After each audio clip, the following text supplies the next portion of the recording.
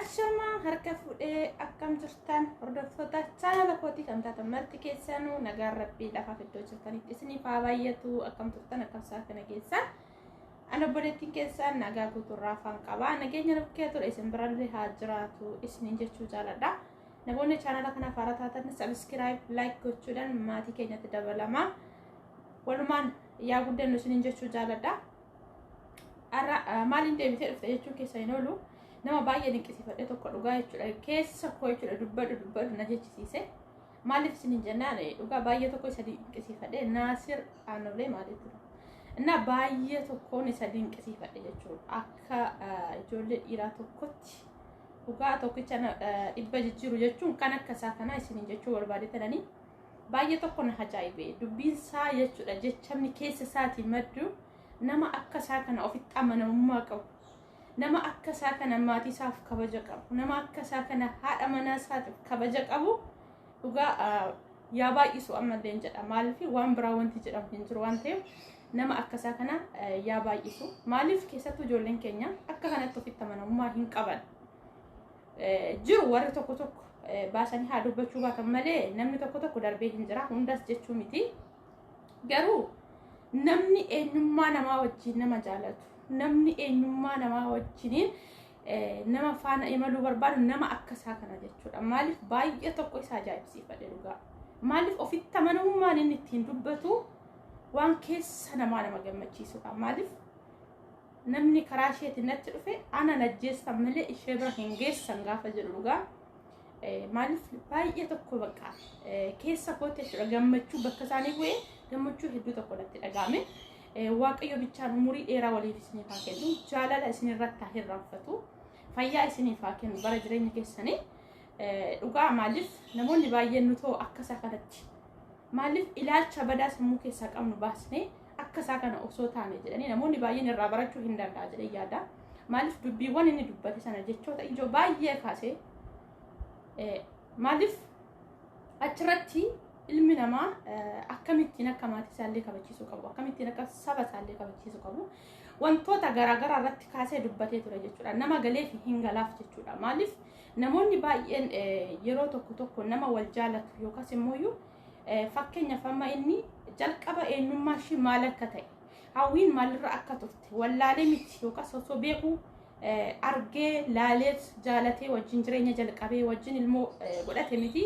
Garuu namoonni gariin immoo dhufanii jireenya akkasii jireenya bareedee kana ijaan laalanii jechootawwan garaagaraa jechaa jiru yookaas immoo jechuufillee kan akkasitti bakkoo namni mana saabanee jechuudha fakkeenyaaf dubbii TikTok afaanirra deemu baay'eellee hin dubbadhu yeroo baay'een hin arga garuu har'a wanti akka dubbadhu na taasisee bakka maaliif jecha masaasantu keessa kootti natti dhagahame na gammachiise dhugaa maaliif namni akkasaa kuni yeroo dhibba haa jiraatu maaliif baay'atee haa jiraatu dachee kanarra tokkichi nama hedduu fakkeenya ta'u nama akka isaa kana jechuudha maaliif baasee dubbatee akka namootawwan hedduudha ifa ta'utti jechuudha maaliif namoonni baay'een baay'izawii namni gaafa jireenya bareedaa jireenya milkaa'e tokko gaafa jiraatu akkam goonee addaan diiknu akkam goonee jireenya isaanii kana baxabbannu akkam goonee gargar isaan baasnu warra jedhu baay'eetu jira kuni wannuma beekamaadha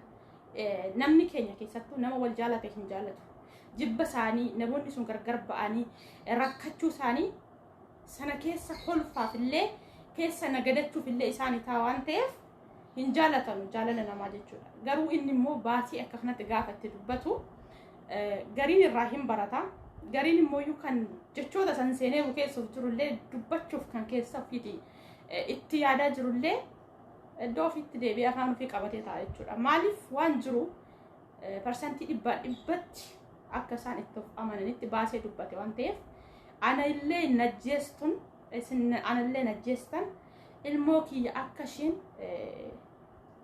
hanqabararteetoo naaf guddistu haala gaariin akka isheen naaf guddistu nin beekaa ofitti amanas jedhe akka isaa kanatti namni ofitti amaneetoo yookaas immoo ofitti amanamummaa qabu jiraateenaan eenyummaan kaleessaa suni har'a isheen ibsu maaliif isheen jireenya kalee darbee sana jiraataa hin jirtu jireenyi kaleessaa sun kaleessuma darbee jireenyi ishiin har'a jiraataa jirtu jireenya haaraa maaliif oromoo yeroo mammaa ku akkas jedha gabaa kan dabarte hin dhaqanii kan dhuftu dhaquu jedha. Maaliif ilmi namaa kamiyyuu jireenya kaleessa dabarsiisan jireenya fokkataa isaa ta'u bareedaa isaa ta'u as deebisee jireenya sana jiraachuu hin danda'u.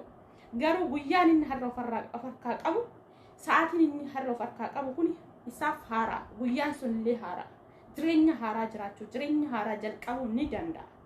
Kanaaf namni hundumtuu akka kanatti osoo keessa isaa amansiisee eenyummaa nama sanaa wajjin walitti dhufeenya uuma ta'e, eenyummaa nama sanaa jaalatee wajjin gaa'ila dhaabatee gaa'ilonni namoota hedduu hin diigaman, namoonni hedduun hin boo'an, namoonni hedduun sababa jalqaba jaalala fakkaatee yookaas immoo maallaqa nyaachuuf jireenya sana yerootiif jedhee itti dhufee namoota baay'ee jiruu isaanii kuffisee namoonni baay'een mangadii irra ba'anii hin boo'an jechuudha. Maaliif akka kanatti eenyummaa namaatiin nama jaalata tanan akkamillee rakkadhu, akkamillee fokkadhu. Maaliif namni hundumtuu jireenya har'aa kana boru jijjiiramaa deema. Yeroon isin hin jedhu bareedinni har'aa kunis darbaa deema. Wanti hundumtuuyyuu jijjiiramaa deema. Ilmi namaa akka dhalatetti dachee kanarra hin jiraatu jechuudha. Namni yeroof nama jaalatu suni ammuma haala yeroon jijjiiramaa deemu namatti illee jijjiiramaa deema. Namni laphee qulqulluudhaan yookaas immoo eenyummaa namaa sanaatiin nama jaalate hagamta akka fokkadhu, hagamta akka rakkadhu, akkuma ofitti amanee akkuma laphee qulqulluudhaan jaalate sanatti wajjiniin imalaa jechuu barbaade kanani. Inni an akka eenyu kan an akka Naasir kan baay'ee tokko jechuudha. Baay'ee tokko keessi jechuudha dhugaa. Waan akka inni obboleessa koo ta'e, waan akka inni firooma irraa qabnu haa ta'u nama Oromoo ta'uu tokkotti yookaan nama Oromoo ta'uu isaatti hedduutti gammada. Maaliif namoonni baay'een illee guutee jira. Inaaftuuwwan garaagaraa yeroo sanatti kan lapheen itti caawuu hin jira jechuudha. Maaliif jecha akkasiisan gaafa inni dubbatu jechuudha. Kanaafuu ani garuu akka waan obboleessa koo bakka hidda koo yookaas immoo wajjin turuu tokko boraafadhee beetti na gammachiise jechisaa suni jechuudha. Kanaaf namni akkasaa kuni dachee kanarra haa baay'atu. Namoonni garii wallaalan illee akkasaa kanatti irra haa baratanii baay'ee isaanii jiru. Fakkeessanii jaalala fakkeessanii jaalala sobaatiin laphee namaa fudhatanii namoota hedduu miidhanii karaa sammuutiin illee maallaqaan illee baay'een isaanii kan miidhanii boochisanii yookaan immoo ilmi namaa baay'ee rakkataa jiru. Baay'ee isaantu jira jechuudha. Kanaaf namoonni akkasii suni isarraa baradhaa isin jechuu barbaadaa sumaanii. Maaliif namni kamiyyuu ni dogongoras garuu dogongora isaarraa immoo baratee kan boru sana namni sirreeffate nama beekaa barataa jechuun nama akkasiisana. Mucayyoo sun jireenya kaleessa dabarsite sana namoota hedduun waggaa meeqatama itti wantoota jechoota garaagaraa jechaanii ture.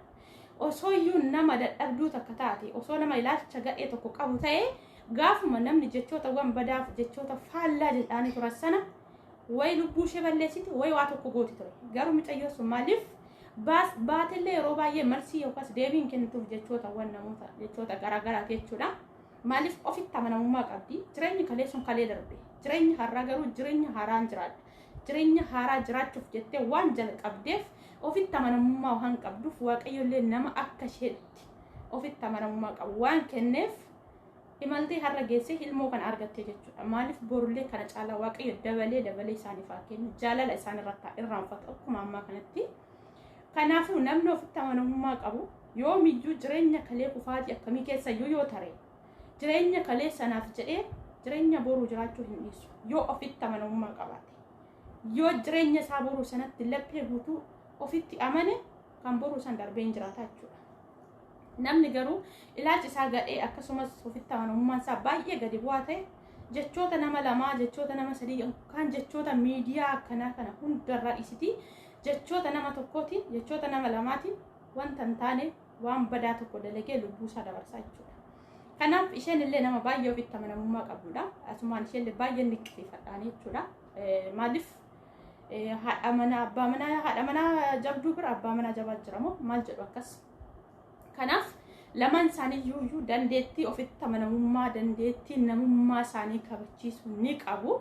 Ofitti amanamummaa sababa qabaniif wanta hundumaa jecha namaa akka nama tuffatee tokkotti ilaalanii konfiidensii keessa isaaniitii ba'ee dubbatu jechuudha.